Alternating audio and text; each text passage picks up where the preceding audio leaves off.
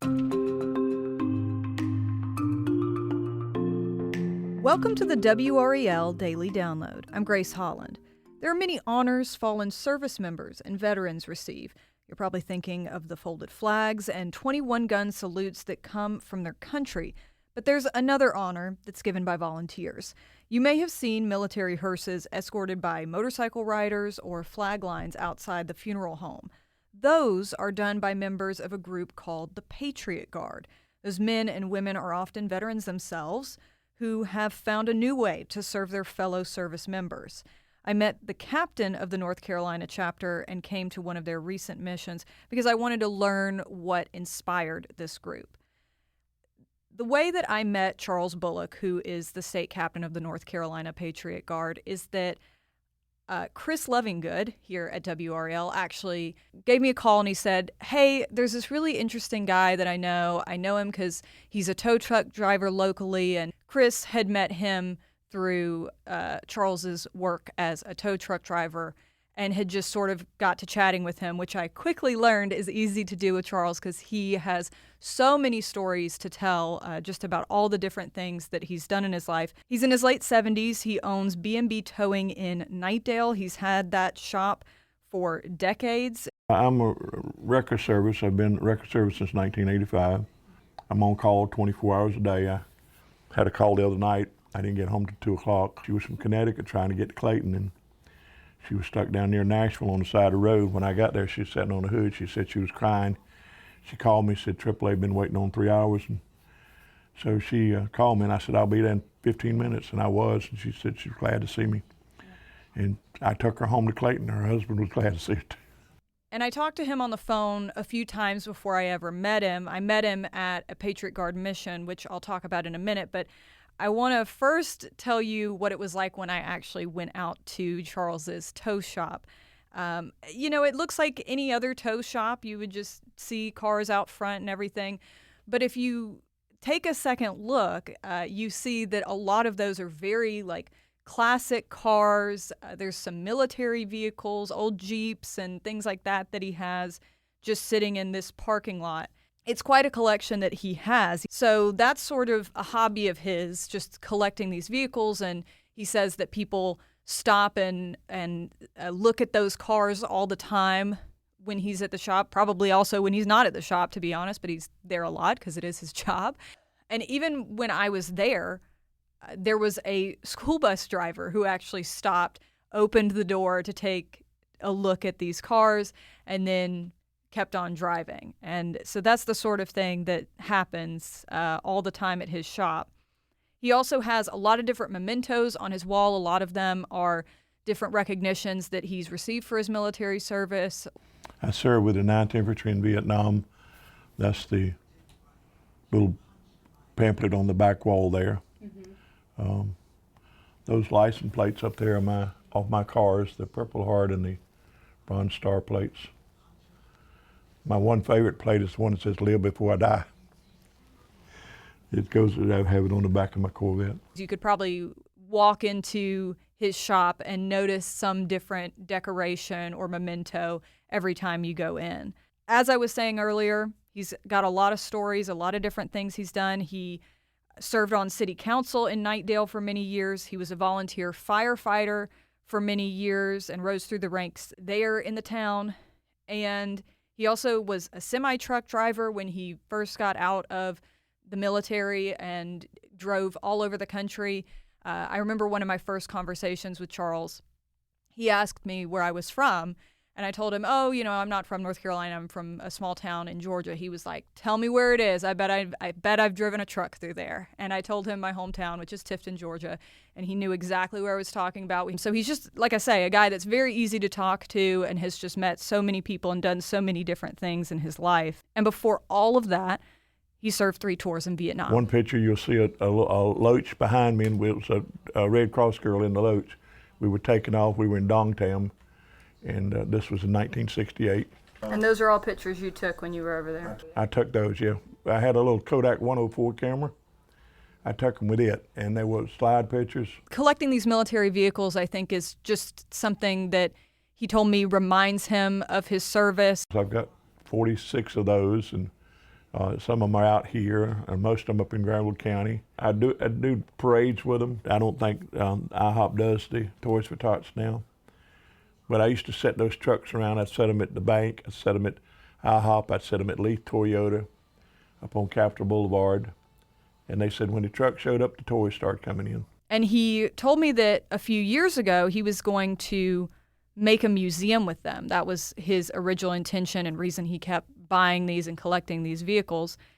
And things took a turn when his wife got sick. My wife fell and broke her femur 13 years ago, and she became ambulatory for over a year. So everything just went downhill from that, and then she had a diabetic stroke, and of course she passed after a year and a half of that. So everything got put on hold.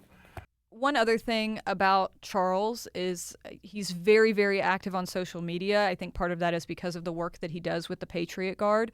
And one thing that he also does a lot on his Facebook page is he has these Facebook Reels that he makes. Again, this is a guy in his late 70s, and he's very tech savvy.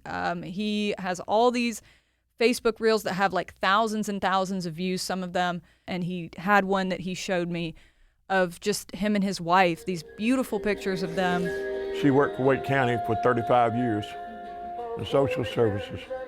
So I do my memories on the computer. That was our wedding picture. I was home 30 days between tours, and we got married on the 22nd of December, 1968. And I left out the morning of the 25th of 68 and went back to Vietnam. He's tried to find things to do, I think, since then. And the Patriot Guard is, of course, a very, very big piece of that.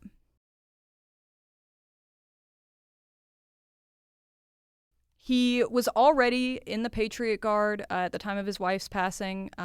He's been in it for about 15 or so years.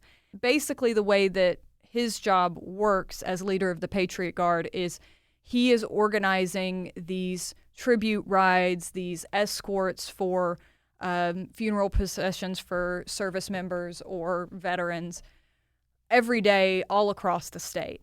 And when I had finished filming while I was there at his shop, he got a phone call from one of his captains in an area, and they were talking through all these logistics about, okay, well, what time do we need to be there? Where do we need to be?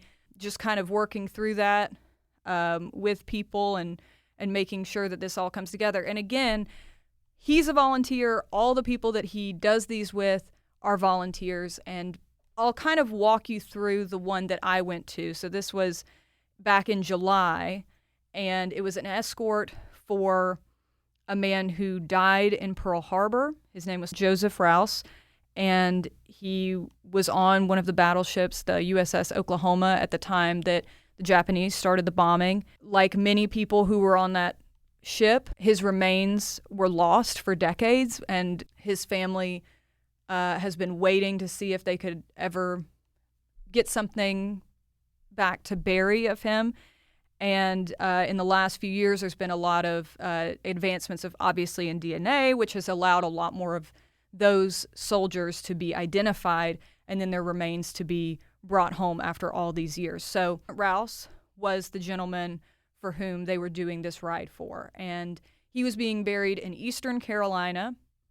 So in this situation, the Guard was not going to go the whole way back to that funeral home, but they did come to RDU for the plane's landing. And it was a really rainy summer afternoon, just pouring down rain in the couple hours before that plane landed.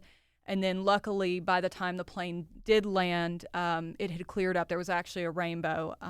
If you want to hear more about Rouse's side of this story, I did do a story with his family member, his oldest living family member that's actually named after him. Her name is Josephine.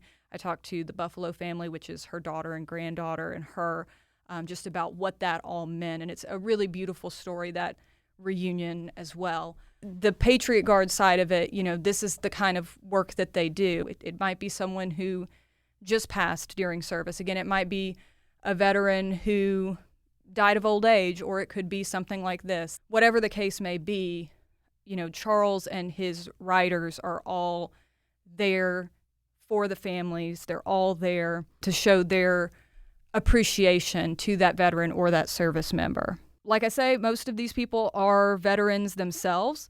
One of them was Jimmy Dixon, who was the ride captain. I also talked to him. He's also a Vietnam veteran. I was in the Marine Corps for 4 years. I was in Vietnam for 13 months. I was 2nd Battalion, 26th Marine Division. We were in Phu Bai until January 16, 1968, and then we were transferred up into Quezon Son just for the Tech offense in 1968, and one of the longest and bloodiest battles around. Then when I came back home, I finally got out of the Marine Corps. And he works very closely with Charles. Oh, it's a pain. No, not really. He deserved that. I've been working with him ever since I started with the Patriot Guard. And he's a real good guy to work with. He'll do anything in the world for a veteran. And he'll do anything in the world for us also. And what really came across, again, because a lot of these people are veterans themselves, although not all, there was a boy out there who looked about 12 or so who was also in the flag line holding a flag, participating in this escort, this homecoming. So it was really beautiful to see the way that it worked. They all lined up with the flags when the hearse came, and they all saluted as it came by. And then the family came in their cars and started lining up, and they all stood there, and chatted with them some. And then when they got ready to leave and make that procession back to the funeral home in Eastern Carolina, the flag line, still held at attention with those flags to show their support. They also give bracelets. There's someone in the group that makes these paracord bracelets, and they give those to the families. They're always in the color of that service branch. So, for instance, Rouse was in the Navy, so the bracelets that they were giving the family were blue and gold. And actually, Miss Josephine, when I went and interviewed her, she had hers on and was wearing it, and that was a week or so after this initial ride. So clearly a memento that means a lot to these people, and that's exactly what the Patriot Guard tries to show, is just love for them. And I talked to Jimmy about why it was important for him to do that. Because nobody did anything for us.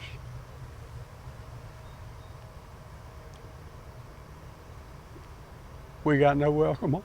And that moment really said a lot about what these people think. And when I talked to Charles out there, he also got emotional. He has a family member from World War II who has also never had their remains identified, and he has donated DNA and hopes to have that moment someday. So this was also really personal for him. From Granville County, Perry Melvin Newton, and I have submitted DNA, so hopefully he'll come home soon too. On some level, understood just from talking to them, like that service means a lot to these men and women. But I found out when I went to Charles's shop and he was showing me those Facebook reels, that's when I really realized that it wasn't just about service. It's about remembering the people that they lost. I talked about earlier that reel that he showed me about his wife. He also has several of them for military members that he knew personally or that he has encountered over the years, but many of them are men that he served with that died while they were serving in Vietnam. His name was Richard Stroh Marks. He was from Lincoln University, Pennsylvania. He was one of my squad members that got killed. That's Oscar, the one that was in the door a while ago. That's Charles Osteen.